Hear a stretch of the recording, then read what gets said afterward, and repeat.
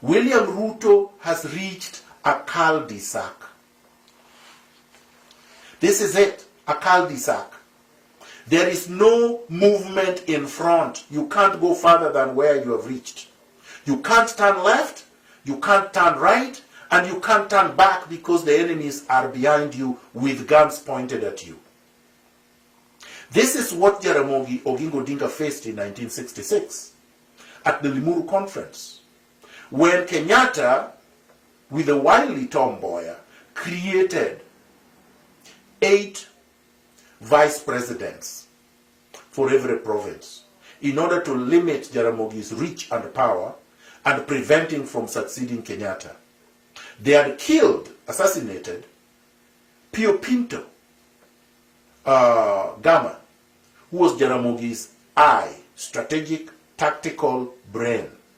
They knew Jaramogi was blind now because Pio was gone. Mboya was smarter than Jaramogi, tactically, strategically, intellectually. So he was playing with Jaramogi like a ping pong ball. Kenyatta then strangulated Jaramogi by not only chasing him out of Kanu, but also making sure that he conducted a choreographed rigging scheme in the little general election that followed, in which he rigged out every major political player that was supporting Jaramogi. Then what did he do? He took Jaramogi to detention, and many of his supporters, like Achieng' Oneko, he took Ochola Makanyengo, he took many people in detention that were with Jaramogi. This is the fate that awaits Ruto, because Ruto is not going to be the president of Kenya under the current circumstances, nor should he be. Now, he's facing not just a cul-de-sac, he's facing dangers that are far surpasses the dangers that he faced when he went to The Hague. Because at least at The Hague he had Kenyatta, who was a scion of Jomo, who was being protected by the West, and therefore, even though his back was against the wall, but there were two. In fact, there were more than two. But there were two in the sense that he had a Kenyatta. Right now, William Ruto is alone. And the ICC cases were terminated. He was not acquitted, which means Uhuru with Raila can reactivate the cases by supplying the ICC with evidence that he had suppressed in order to save himself then. But now he can use to satisfy the West by fixing Ruto. So this is the only salvation for William Ruto. Commit class suicide. I know many will not like this, but Fanon, my revolutionary teacher, recommended it, and I agree with him. This is the same thing Fidel Castro did with Che Guevara, Ernesto Che Guevara. Ernesto Che Guevara was the son of a physician, a rich man, compared to other members of his class. He committed class suicide and joined Castro in Mexico, or Mexico for people who speak Spanish, before they went to the Bay of Pigs and took power from Batista. Castro's father was a large landowner. Castro decided to commit class suicide by rejecting the privileges of his class, his father's class. He nationalized the estate of his father. His father was a supporter of Batista. He fought against his father's interests and his family interests. He committed class suicide as an elite.